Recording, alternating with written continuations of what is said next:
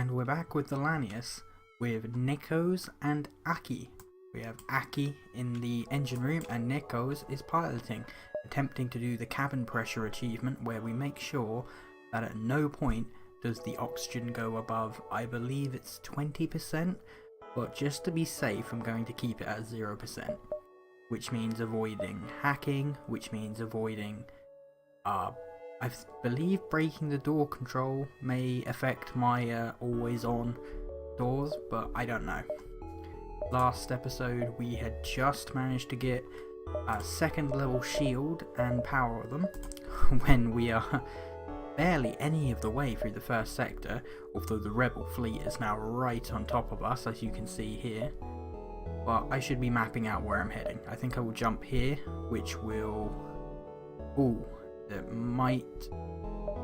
Okay, if this is in danger of the rebel fleet overtaking, I will head over there. But I would like to go here, there, maybe there. I think that would be one too far. And oh, I guess I'll have to take that quest that I was going to ignore because it's right at the exit. Let's see.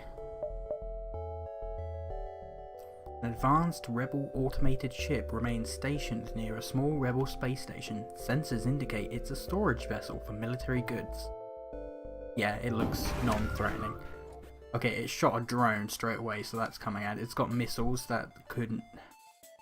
I would rather it didn't have missiles. The laser's not going to get through our shield. Oh, that was the worst place it could have gone. Oh hey! The Lanius A has hacking. How did I not notice that? Did I buy the hacking? No, it must come with the hacking.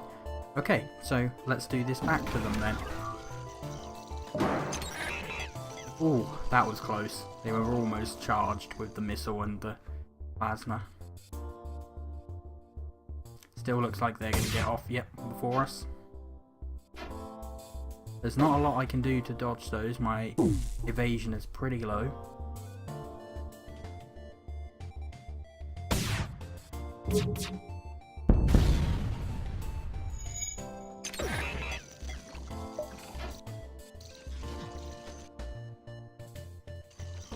Now with their weapons offline, I should probably target elsewhere because I can hack them if they come back online, and whilst they are offline I can't actually hack them, so that's a lack of foresight on my part.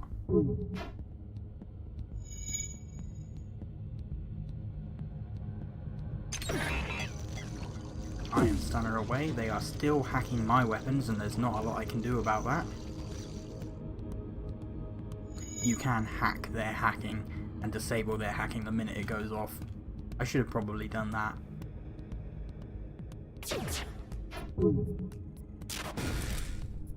And also I should be syncing up my shots so my Iron Stunner is taking the shields out before my lasers arrive. But this is really all I've got for a minute.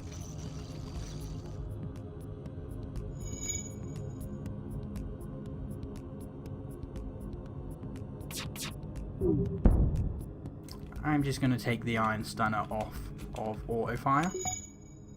Get it ready for taking the shields down before the laser fires, which would have been good then instead of talking about doing it. And now you'll notice that their missile is about to fire and I almost missed that. So disrupting the missile so it cannot fire.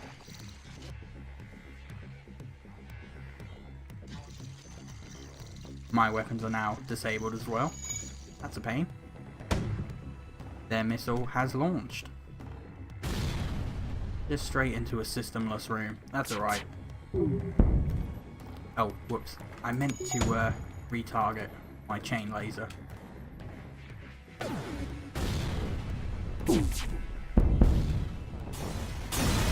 Yes, hacking was not doing me very well there. Well, it has hacking. This ship has hacking. I didn't notice that. And now it has a boarding drone. I don't have a drone system yet, so that's no good for me. But I can potentially sell it. Let's get those shields back up.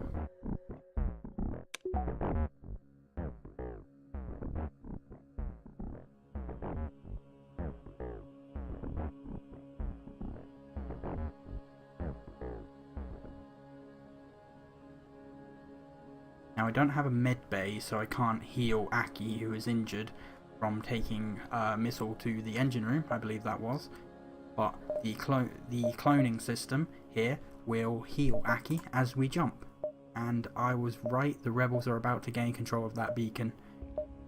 So I will have to move along here. A small platform orbits near this beacon. It looks like a fueling station of some sort, and it is cheerily broadcasting reasonable prices in a spectrum of frequencies and languages. I can't remember this event, so I think I'm going to risk it and dock. The automated platform seems to be damaged. You can likely steal as much fuel as remains. It's not really war though, we are the last hope for the Federation here, so I think we're going to steal. You take the fuel, at least it won't come into the hands of the rebels. See? This was the right decision. You breach the containment and access what remains of the fuel reserves. For fuel, nothing to shake a spaceship tail feather at. We can still jump to the quest after this, so I will jump one more. You have jumped into the aftermath of what seems to be a brutal exchange between several ships. Wreckage drifts by your screens, and you can still see the remains of dying ships sparking and breaking apart. It's hard to determine who the combatants were without closer investigation.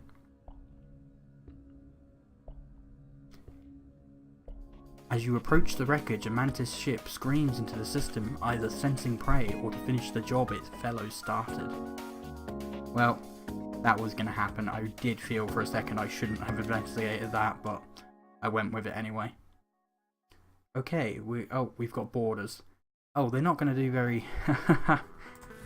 see, the weapons, when they got hacked, turned the doors back on. That I should be careful about. Yes, but the borders aren't going to be able to do very much in a ship that has no oxygen, all the red stripy lines. Okay, so I think I'm just going to focus down on the weapons, keep them offline, whilst I put the drone can go into the shields, I guess. Temporarily take control of the enemy teleporter, returning crew to the enemy ship. No, I want them to die. Okay, so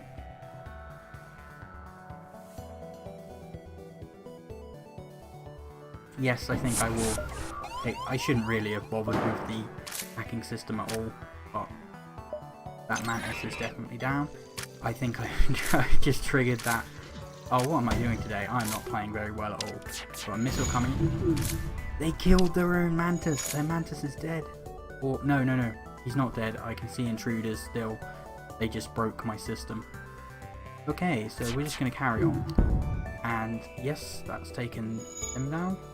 Taking down their weapons. So we'll keep the focus fire up here. Going to continually focus on the shield with both the stunner and the hacking, because I want to make sure they stay down whilst we target with the weapons. I now realise I could have 1-2 comboed that and taken out the shields and stunned the weapons if I had thought about it. But that's the end of that. They explode, leave behind some things, and we have the quest coming up next.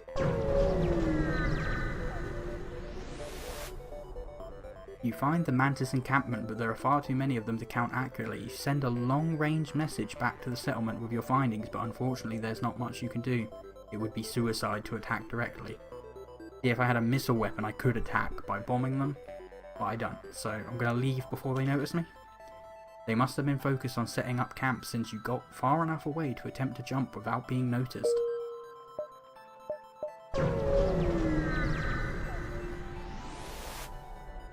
You've arrived at the long-range beacon. When the FTL drive is charged, you can jump to the next sector. You find a small space station that appears to be abandoned. I haven't had the best luck with the abandoned things so far. That abandoned battlefield had a Mantis ship, but that turned out alright, so I think I will move in and examine the station. Upon closer inspection, it appears to have had a large portion of its hull destroyed. You take what few supplies you can find. Okay, that worked out alright. Next up, we are jumping to the next sector, and I'm feeling... Let's take a walk on the wild side. I'm feeling the Mantis sector. I'm gonna jump over there. Oh, I'm now noticing I never repaired my sensor subsystem. You've entered a poorly charted area of space that's known to be home to the Mantis. Ensure your hull plating is up to scratch and that you have enough fuel in the tank to make it through. I've got plenty of fuel from stealing it earlier. Okay, let's get Nekose and Aki on repair duty, and whilst they do that, I shall bid you adieu.